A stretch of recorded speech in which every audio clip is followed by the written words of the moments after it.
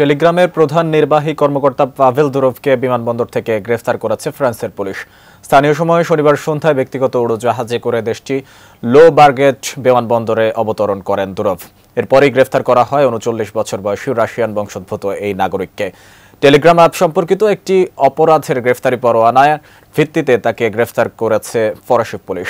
Ukraine ও সাবেক Soviet ইউনিয়নভুক্ত দেশগুলোতে Telegram ব্যাপক জনপ্রিয়। অ্যাপটির তথ্য ভান্ডার রুশ সরকারের হাতে তুলে দেওয়ার জন্য জোরাজুরি করা হলে ২০১৪ সালে রাশিয়া ছাড়েন দুরভ। এরপর দুবাই থেকে এটি পরিচালিত হয়। ২০১৮ সালে টেলিগ্রাম নিষিদ্ধ করে রুশ সরকার।